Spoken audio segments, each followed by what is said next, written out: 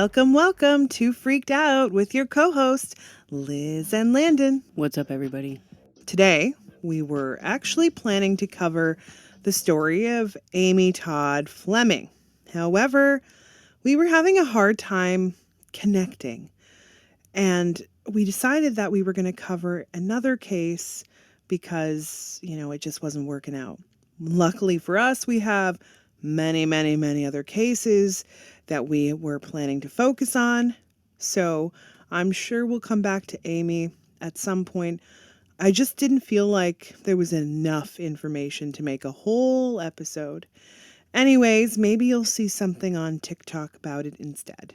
Yeah, and we decided that we were going to do a case that was a little bit on the older side, and it's been outstanding for quite some time. So let's get this going and head back to 1981. A lot of things happened in 1981. Ronald Reagan was the 40th president of the United States. The AIDS virus was first identified, and the case of HIV and AIDS began in the USA at this point. Crazy. Now, the Post-it note was also invented and launched, and NASA launched the Space Shuttle Columbia, Dukes of Hazzard, Star Wars. All those were pretty popular movies, toys, dolls, all beginning in 1981. And velvet, velour, polyester were very popular fabrics back then. And looser pants, tight shirts were also pretty popular. Not gonna lie, velour, polyester was very nice feeling. Now, here's the part that, I wish that we could go back to. The average cost of a new home was only $78,000. I can't even get a house now for under $3 million. And the monthly amount of rent was only $315. You can't even rent anything for under $3,000 nowadays. Right? I would love for us to follow within the footsteps of the dollar back in 1981. Today we'd be so rich if we did. We'd also be able to spend more money on things rather than just bills and groceries and rent. Absolutely, we'd be able to actually live, but that's a problem. They don't want us to live. They want us to just get no freedom. Now, enough about the 80s for right now. Let's talk about Cynthia Jane Anderson. We're going to call her Cindy because that's what she went by. Absolutely. Now, Cindy was last seen on August 4th, 1981, and she was working at a law office in Toledo, Ohio. She was only 20 years old at the time she went missing. Her car was parked outside, and also a book was open on her desk, and she was nowhere to be found. Now, when the law partners had arrived back to the office after meeting at noon to find the radio on their desk and their desks were prepared for the day, Cindy left her romance novel open on her desk to the only violent scene in the book where the heroine was abducted at knife point. There was no signs of her anywhere in the building, and there was no signs of struggle or anything along those lines. Also, her purse and keys were missing, but her car was locked in the parking lot right outside of the office. She always kept the doors to the office locked, though. A buzzer has been installed at her desk to alert the shop next door in case of any trouble. This was due to strange and harassing phone calls that she had been personally receiving. She was also seen wearing a white V-neck dress with pink pinstripes, a cinnamon brown pantyhose color, and beige open-toe ankle strap sandals. She also had a chickenpox scar on her forehead and 1.5-inch scar on her right knee that was in the shape of a fish hook. Now, let's go back and talk about this particular day so that we can, put these pieces together. Now, Cindy was preparing her life for a new chapter, which we will get into a little bit later. Now, from what I gather, she was running a bit behind that day for work. It seems as though she didn't make it to work until about 9:45. I can see her. She was very frustrated about what was going on in her life at the moment, and I also see she was having a hard time with her family. more so her father than anyone else. She was extremely frustrated by being late and was not happy about it at all. Calls that were supposed to be answered in the law office at 10 a.m. went completely unanswered. Now, her coworkers came to work quite a bit later. From what we gather, they didn't show up until approximately around noon. But it could have been many different reasons. They could have been in court, they could have been doing, whatever, having a meeting or what they needed to do from the previous day. But from the looks of it, they just didn't show up until way later. And this is the part that is stumping everyone. Now, when they arrived, they found no one. Cindy had taken her purse and her keys, but her white 1980 Chevrolet Citation remained parked outside. There was no note left. The air conditioner, radio, lights were still on. It's as if she was just plucked out of the office with no leads anywhere. Now let's talk about Cindy's history growing up. She was 20 years old at the time. She was living with her family. She had been raised in a very religious household, and they were of the Christian fundamentalists. Now, women are to play the role of the caregiver and the helper, and they are not allowed to hold any sort of position of authority because women in this religion are supposed to be more subservient to men. Now, many fundamentalists do not smoke, they don't drink alcohol, they don't dance, or even attend anything like movies or plays. And most fundamental schools and institutions, these are very strict practices and they are forbidden. Oh, yeah. Now, from what I gather from Cindy directly, she was not interested in what her father wanted for her specifically.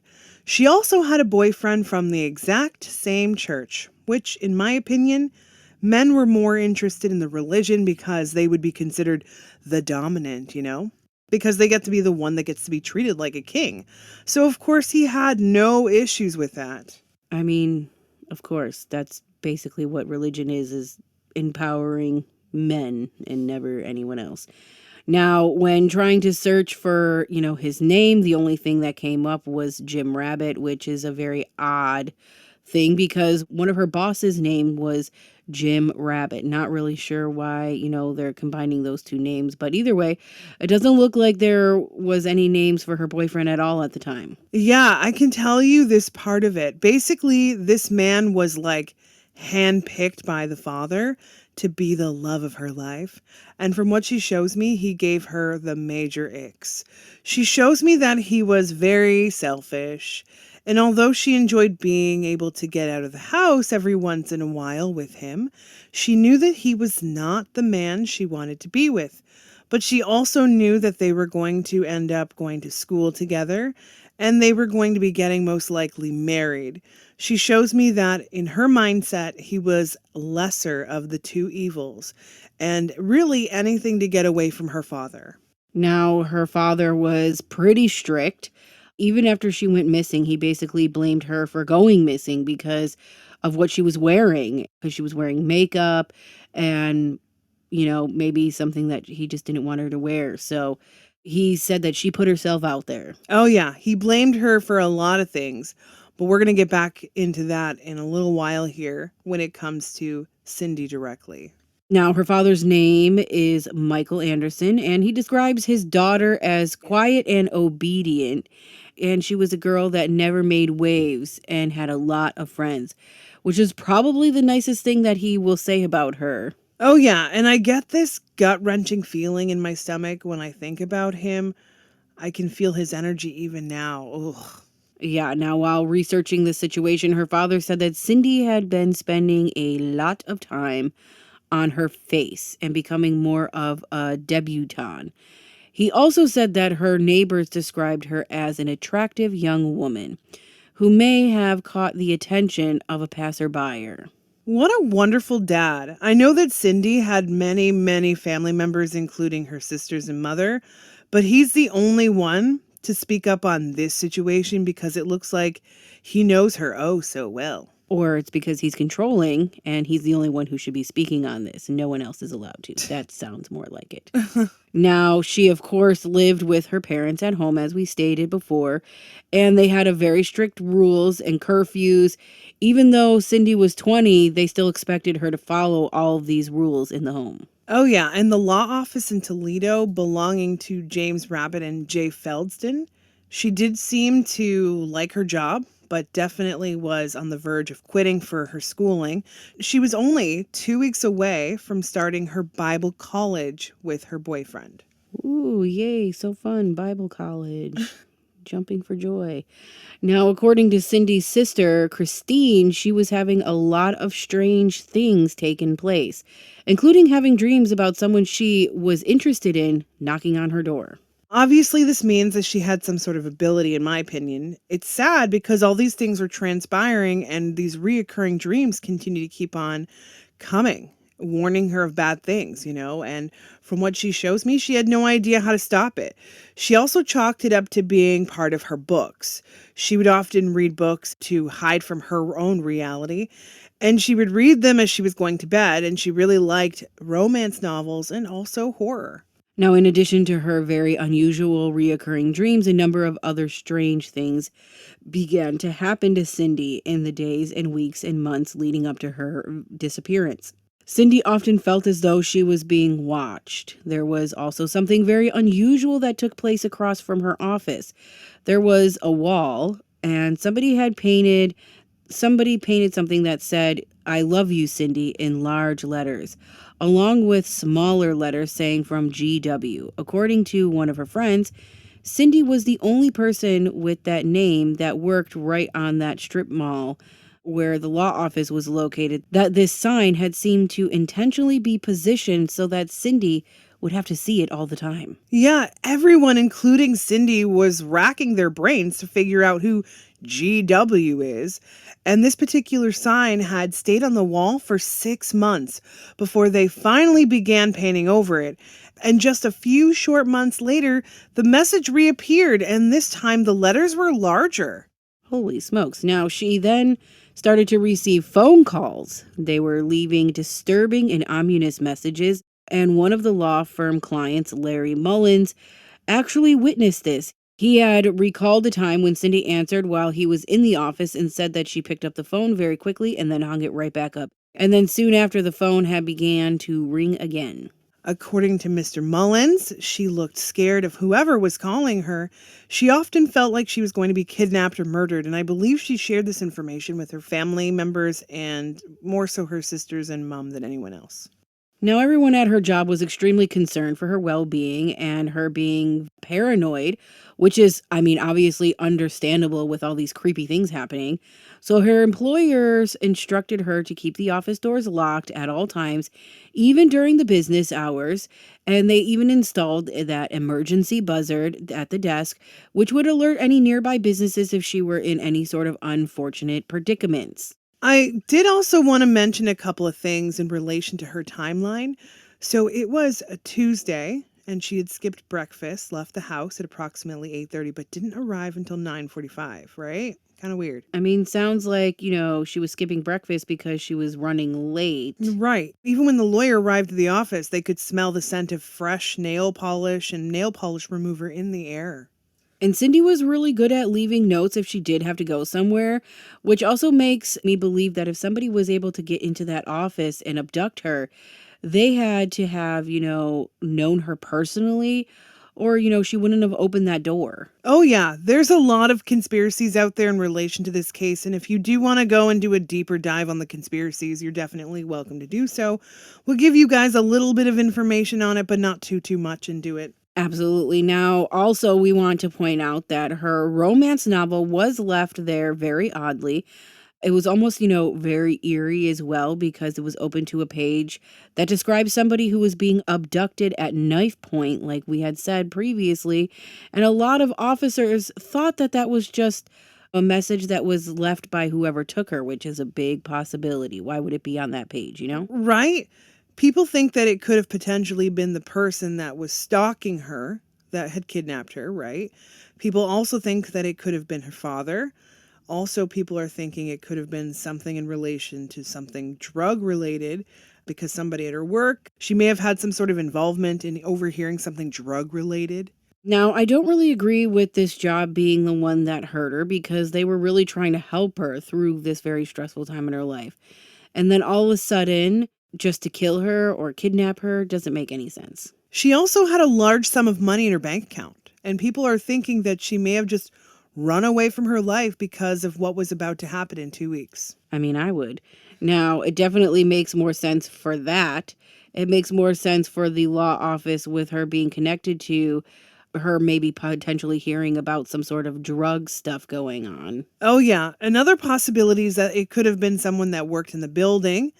The detectives were able to connect a name GW to someone who worked in the building who had keys, who could have easily had access to her office. I mean, that makes sense, has a lot of time to watch her, stare at her. They worked in the building. Mm-hmm. Now, a short while after Cindy's disappearance, the police received a phone call, and it was a woman's voice whispering on the line, insisting that she remain anonymous, and she did reveal while whispering that Cindy could be found in the basement of a white house, one of two houses standing right next to the other, owned by a single family, before very quickly hanging up, and there was no other information. This case is so unusual, I just don't even understand. Why the fuck someone would randomly call in a whisper, like, it makes no sense to me. Pretty much, and just being like, she's in a basement of one of the White Houses that stand next to the two White Houses. Like, what the fuck? The vibe I get from that situation is that she did not like her neighbors and she just assumed that her neighbors were doing something bad. Most likely. Now, when it comes to the information surrounding this drug-related situation in 1981 was Richard Neller, and one of Neller's clients was Jose Rodriguez Jr. In 1996, Neller and Rodriguez were both convicted for involvement in a long-time drug conspiracy, so the attorney and the client were both convicted, and Cindy could have maybe overheard Neller and Rodriguez discussing something about these drug deals. There was also like serial killer brothers that were killing people and they said that they did not kill Cindy. Now, this case is really driving us crazy because we've been wanting to know this information since we have started it. Now, there's a lot Cindy wants to talk about, and she wants to talk about the stuff at home first, so that's where we're going to go. She says it's extremely important to this case. Well, then I guess that'll be our first question. What took place at home that she would like to share with us? I got the feeling from the very beginning, so I'm glad she kind of explained it to me in a bigger way. Now, from what Cindy shows me, she was a very obedient child. Unlike her other siblings, she was more obedient throughout the years. However, she started to become a little bit less obedient as she got older, climbing in and around the age of 18. That is when she started to have her own little rebellion. She shows me she was sexually assaulted by one of the people in her church. She also shows me her father had also sexually assaulted her. Now, I know that's a lot of heavy information right off the top, but she did have to share it. She also shows me that the boyfriend was also incredibly sexual towards her, and because he was her boyfriend, she would just, have to be submissive. And because of that, she was submissive with him as well. She shows me she took the brunt of that. She shows me that when it comes to the sexual assaulting from her father's standpoint, she decided to just allow him to do it so that her sisters did not have to deal with this on their end either. I mean, that's a very noble thing of her to do to, try to protect her sisters from that. But I definitely see also, like, in my opinion, now I'm starting to think she just ran away because fuck this life. Well, she shows me that this was all before she found makeup and started wearing things a little bit more on the seductive side, at least from her father's perspective. But in reality, was just wearing things like, off the shoulder, showing her collar, not wearing pantyhose or whatever the case may be. She shows me it was extremely modest in comparison to what's going on in the world now. She shows me she was constantly fighting with her father about everything. And basically, he would call her a slut constantly. Now, which the hell should we call him? A douche canoe? Now, she wasn't even dressing poorly from my perspective. I mean, she wasn't wearing pantyhose. Big whoop. This was the 80s, So why did he end up raping her? She shows me that also was her fault for just being too gorgeous and too much of a temptation, even with her disturbingly modest clothing. He would rape her and tell her that she's getting raped for being a temptation, and in her mind, putting on makeup and dressing a little bit more provocative, in air quotations, was more of, her taking control of her own life, perhaps making her father hate her a little bit more. Yeah, when you're like so controlled in these, controlling environments, like doing, like a little makeup or changing your hair or changing your clothing, that gives you a sense of empowerment, you know? Oh, absolutely. I agree with you there. What she didn't realize is that she was going to get more punishments in the sense of being raped by her father. This particular morning, she shows me that she had just been sexually assaulted the night before by her dad.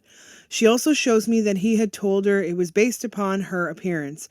She decided she wasn't going to take it anymore. She shows me she threatened to tell everyone what he was doing to her, and she wasn't going to take it anymore. She didn't want to go to church. She didn't want to go to church school.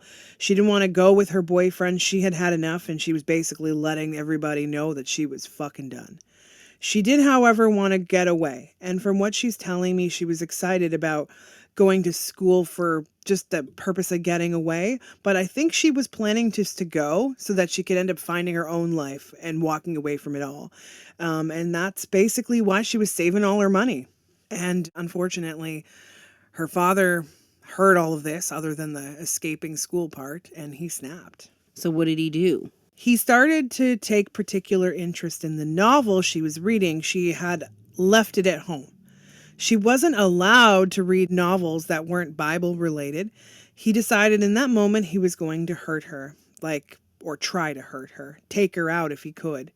He was pissed off. He was going to teach her a bigger lesson than he ever had, and he was also worried that he was going to get in trouble or the cops were going to come and do something. She shows me that instead of going back to work for the day, he decided to follow her to her work. And I'm not exactly sure what transpired between the time she had left home to go to work. She might have stopped to get something to eat since she missed some food, or just picking up some food.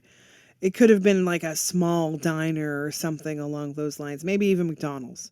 She shows me that she had already felt like someone had been following her for such a long time that she felt like him following her was very normal because honestly, she didn't know any better. She just always felt like somebody was following her one way or another, but she didn't notice her father driving along behind her because she was too upset and pissed off and just basically trying to keep it together while driving to work. So he followed her all the way to work, and what happened when they got there? From what I can see, he did follow her all the way to her job, and he waited until she was settled into her job for about 10 minutes.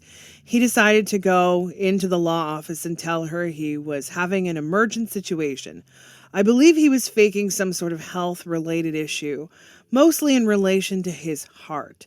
Now, since she worked in the law office, he was convinced that she was going to run and tell the lawyers that this had taken place. Now, luckily, he noticed that nobody else was around, and he was really afraid that he was going to go to jail, so he just built up this scenario in his mind. When he got into the office, he decided to confront her about her indiscretions, aka reading these books. She told him she was reading them because she was more interested in the horror side of things, and she did love, and that had nothing to do with anything else. However, he told her she was forbidden to do so. Did he bring the book with him? He certainly did, and he was the one who pinpointed the exact page where they were being held at knife point and said to her that this is what she wanted. He could help her out. She shows me she was extremely confused by him and believed that she had just painted her nails at this point too. I think she had like a very pale pink on, but from what she shows me, she was wearing red nails, which was like a big no-no for him. I mean, yeah, red being the color of the devil. Pretty much. She also had bright red lipstick on from what she shows me as well. And that is when he decided to pull out his own knife. He held it up to her neck. I think he did have something over her mouth. Now, outside, nobody had seen this, by the way. She begged him to stop, but he said no. He told her to close the office up and they were going for a little ride.